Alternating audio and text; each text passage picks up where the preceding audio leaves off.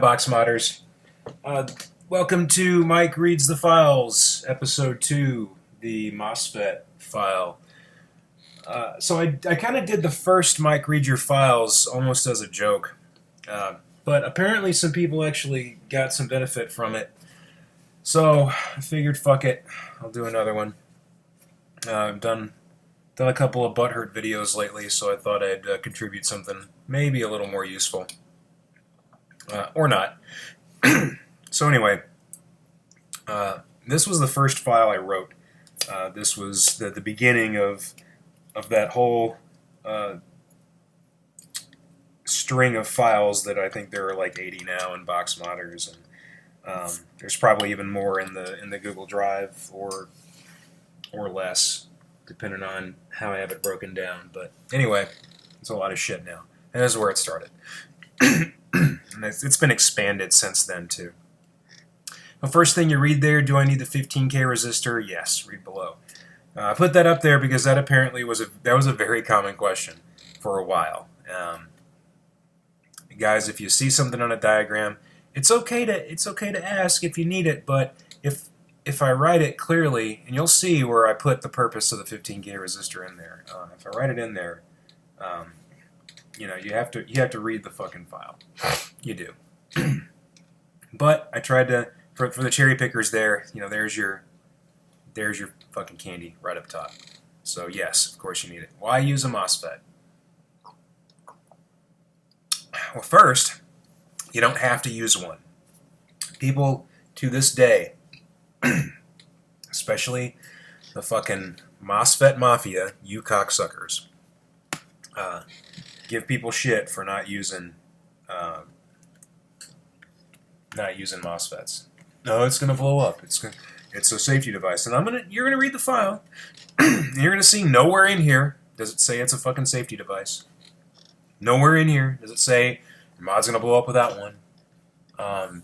So I can only do so much to correct your misunderstanding of something that I made completely clear. So why use a MOSFET? It'll handle the atomizer current, so the switch doesn't have to. And that's the big thing. And this is another thing that I don't care for. People say it protects the switch. It doesn't really protect the switch as much as it allows you to use any switch. It handles the current, so it protects the switch the way a car's engine protects your feet. That's a Flintstones reference if you don't get it. So that's the deal. That's pretty much all I think I have to say about that. So it's more reliable, cheaper, and more efficient, and smaller than a high amp switch.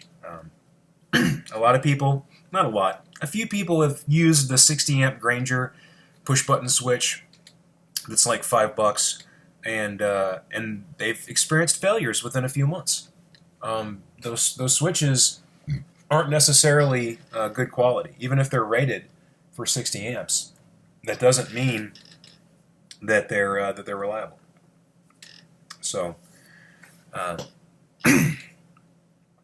and the amp rating of switches is a different file that I'll read to you another day.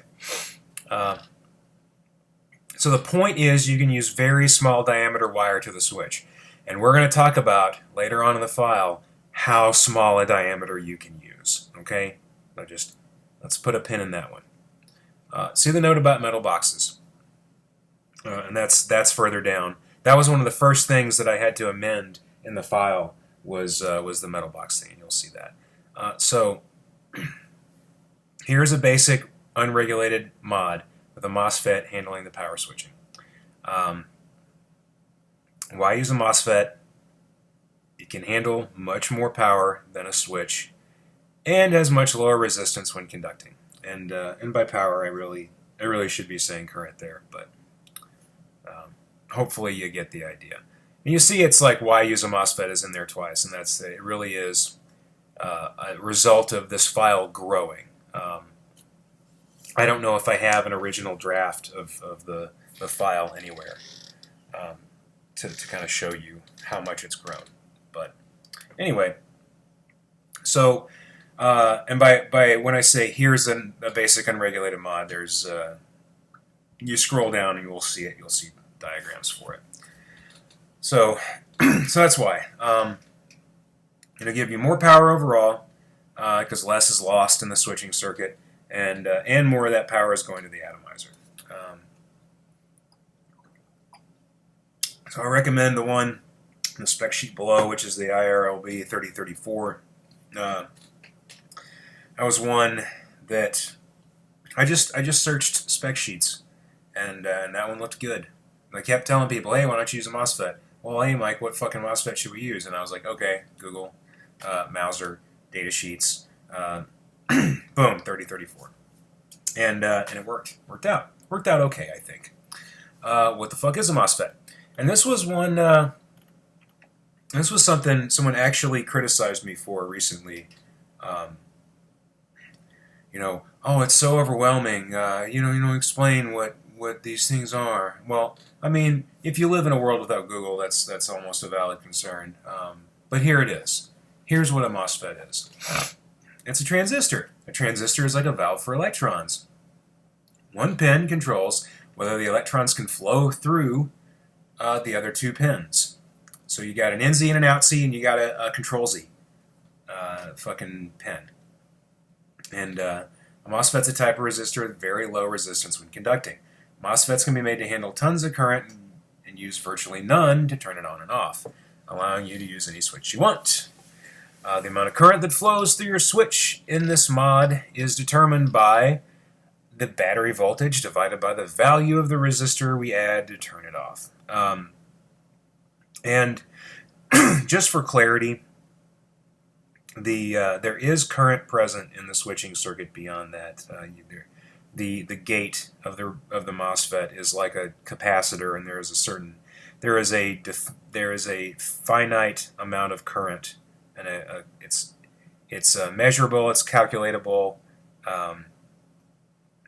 But for the purposes of this, because it happens so quickly, and it's not a huge amount of current, it's for the purposes of this we disregard it, and you're fine disregarding it.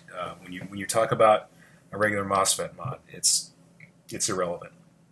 So here you go, 4.2 volts divided by 15,000 ohms. If you use a 15K resistor like I recommend, and you get 0.00028 amps, which is 0.28 milliamps, which is 280 microamps.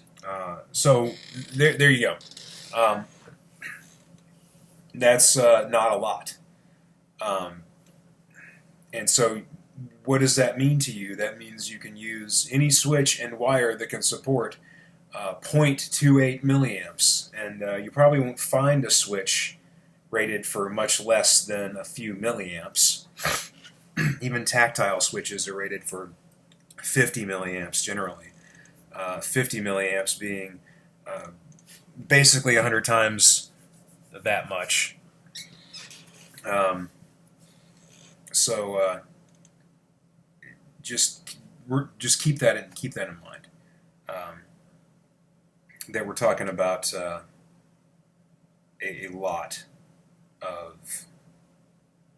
lot of capacity with not a whole lot of demand. So when we talk about what wire size you can use, and people are like, oh, you can use anything from like 20 gauge to 24 gauge. 24 gauge is gigantic for this circuit, guys. 24 gauge is enormous. And I tell people, you can use 32 gauge Canthal on there, and it will work. You can use a resistor that is less than 15K ohms, and it will work. It doesn't take a lot. Yeah, I think I've beaten that one into the ground. So here's the note about the metal boxes. This is a FAQ kind of format. So I connected the negative wire to the metal box, and my mod just fires all the time. What the deuce? Well, one limitation of this design is that you can't let your negative battery terminal or any wires connected to it, so those are your negative battery contacts, or all the wires connected to the negative battery contacts, you can't let them touch a metal enclosure. That's because the metal enclosure, by the nature of the 510 connection, is bonded to that negative 510. And so if you bond your negative 510 to your battery negative, you complete the circuit because your battery positive is already directly connected to your 510 positive. This is a negatively switched connection. So they would bypass the MOSFET. So you connect the drain pin of your MOSFET to the box at any point, but not the source. Because the source pin is that direct connection to the negative battery connection, whereas the drain is your direct connection to the 510 negative. So you have two negatives, and this is a reason, one of the many reasons I don't recommend you use the word ground. Aside from the fact that there is no ground in this system per se, because you have you could accurately describe two different grounds in this system, and and you'd just be wasting your time doing that. So we talk about battery negative, 510 negative. We talk about the source side versus the load side, and don't say that just because it's negative doesn't mean you have two negative connections touching. That doesn't mean they're grounded.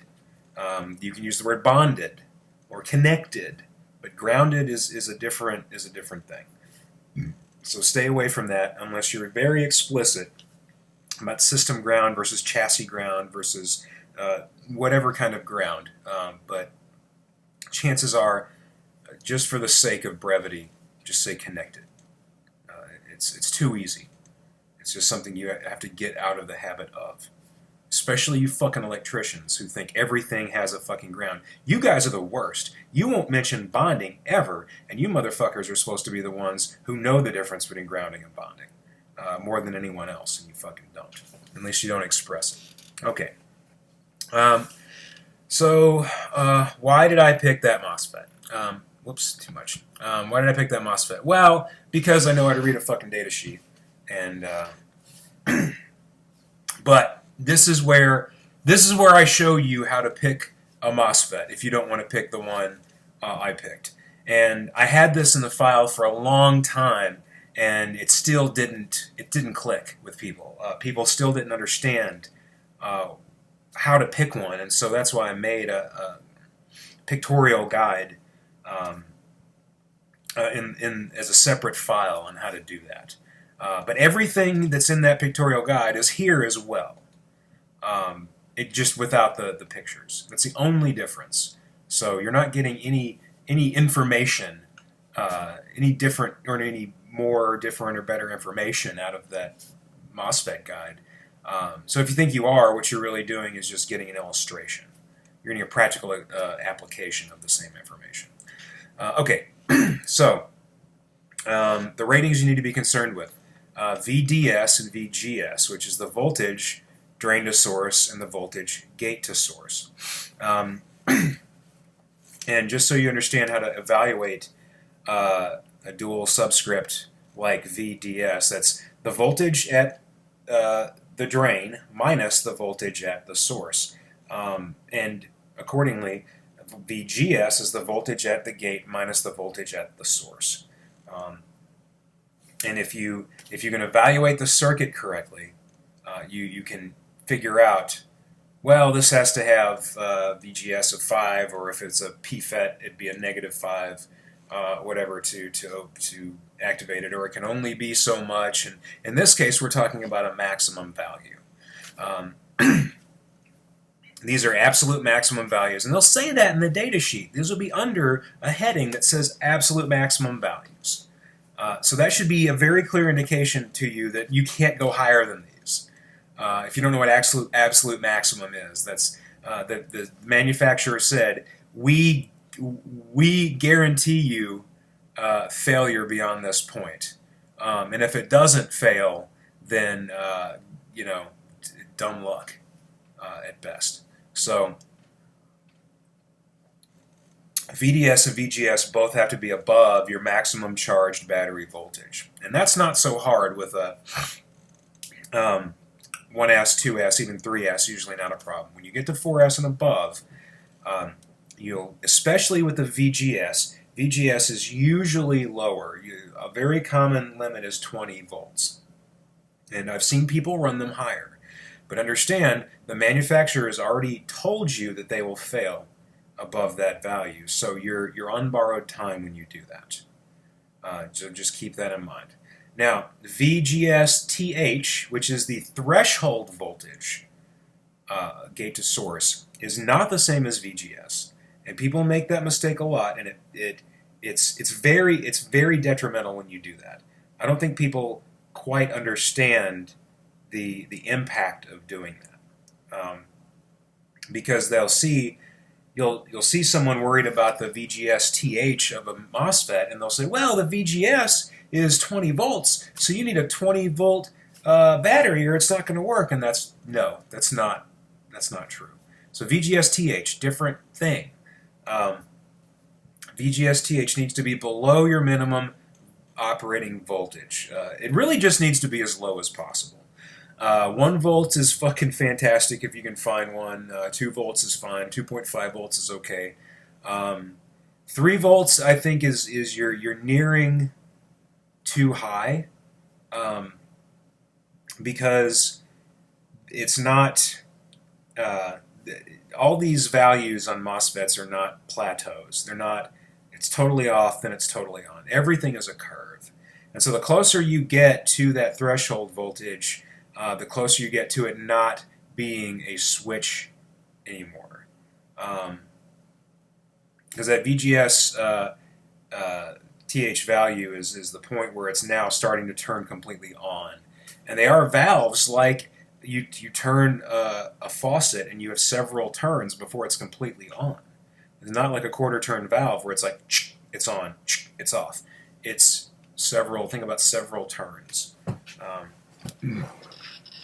And the more, the less on that it is. If it's partially on, all the power that doesn't get to the atomizer is being dissipated by that MOSFET. And that's an oversimplification, but it's still, it should give you a good indication of how detrimental that is. And this is why you bros out there, you parallel fucking .02 bros, break your fucking MOSFETs and talk shit about them because you can't comprehend how they work. You refuse to do the modicum of research necessary to understand the equipment you use, therefore you make fun of it because it is beyond your ability to grasp. So if you pull your batteries down to 2 volts, and your VGS-TH is at 2.5 volts, yeah, there's a good chance you're going to burn your MOSFET up. And it's not the fault of the MOSFET, it's not the fault of the modder, it's your fault for misusing the equipment. So keep that in mind. You are definitely a person that should go back to an open contact bare metal switch that you have to clean every few hours. That is for you. The rest of us will use modern technology. And the negative or positive doesn't matter, and that's really to cover you in if you're using a PFET versus an NFET. That comes down to the wiring, and that's covered in the diagram. So you also want a power dissipation to be high. 300 watts and up is good, but that's not. Once again, that's not like that's not like a plateau threshold. It's not like 299 is bad, and 301 is vastly better. You just want it to be higher. There's a lot more that goes into power dissipation than I care to express in this file. Just pick a high number and you'll be okay. And that it has a lot to do with the physical package too. So if you're using one, so the MOSFETs, the IRLB 3034s are in a TO220 package. That's shape, the 3 legs, the rectangle black body, and the rectangular tab at the top. That particular shape dimension. That's a TO220. Your TO220s are usually 300-ish, or 375-ish, or whatever. They're around that. Other packages are typically something else. But the biggest thing here, by far, that you need to know is that watt rating is not directly correlated to the watt rating or the wattage you're going to get out of your atomizer or the amount of watts you can vape on a MOSFET box. I cannot stress that enough. Atomizer watts and the power dissipation of your MOSFET are two different things, and the only way they are linked together is by a complex succession of relationships. And some of you might say, it's not that complex, Mike. Well, for those of you who are confusing atomizer wattage and power dissipation, it is complex. And it's beyond the scope of this file. So, the big one, this is where you make your money. In the VGS-TH and in the RDS-on, which is like the contact resistance of a switch. But it is also a variable. It is a value that depends on temperature and current and voltage and a lot of other things. But so I use a value that's pretty much the biggest value that they list in the data sheet. So under most conditions, it will actually be less than this. And you're not going to find a switch,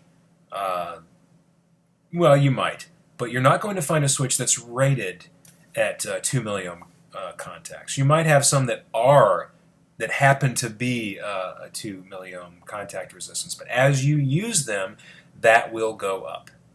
It could double, it could triple. And, oh, well, 6 milliohms versus 2 milliohms, that's still a very small resistance, but it's triple. And every effect is tripled, if not tripled to a multiple, depending on what math you're doing. Can I get a MOSFET at insert local store here? Probably not. If you have a Fry's, for you St. Louis folks, Gateway Electronics might. There's very specific places that might carry high power, low resistance MOSFETs. So like 10% chance of you finding it. Just order the shit online. Pay the fucking shipping and get over yourself. So why the 15K resistor, and what are those pins? Why are we putting it on those pins? Blah, blah, blah, blah, blah.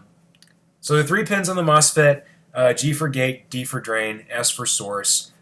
Drain and source, like I said, are the insy outsies. The gate is the valve controller. That is the thing in your hand, not your dick, but or a dildo, but the faucet handle that you turn to turn the motherfucker on and off.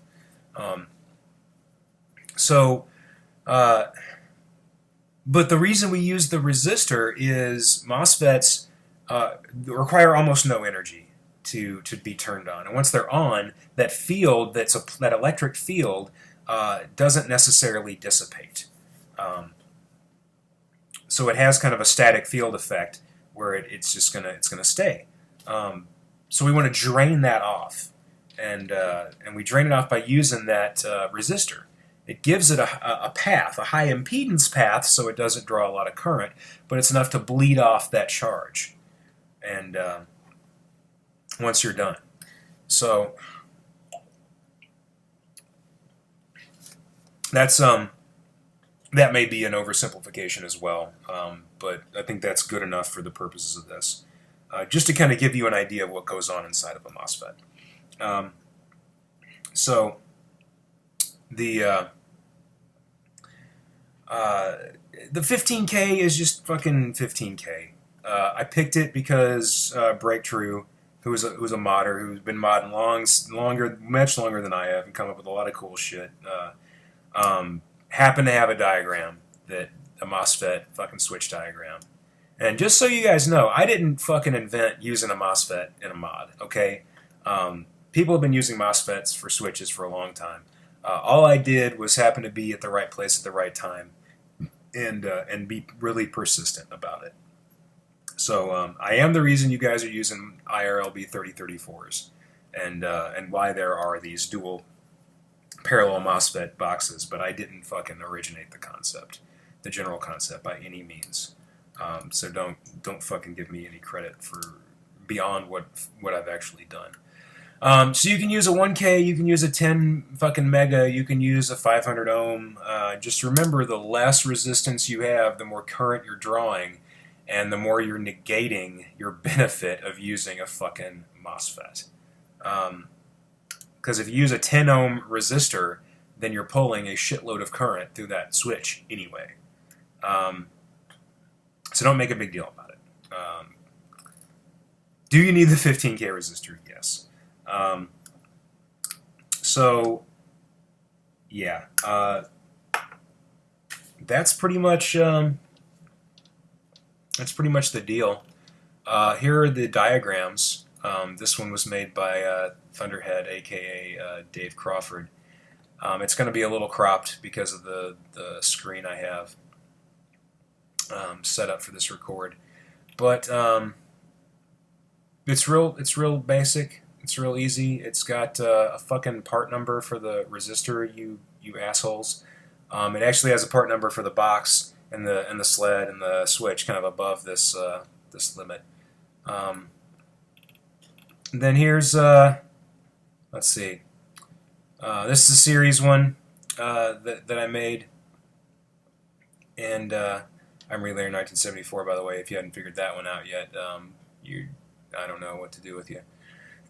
So I kind of put a little thing in here about what resistance to use. People still don't understand, so whatever. Yeah, tried to make the lines a little thinner for the wires that are actually going to be thinner. I don't think anyone's ever paid attention to that. That's a jumper wire, by the way. People have actually asked me about that. Why is that on there? Because you're stupid, that's why.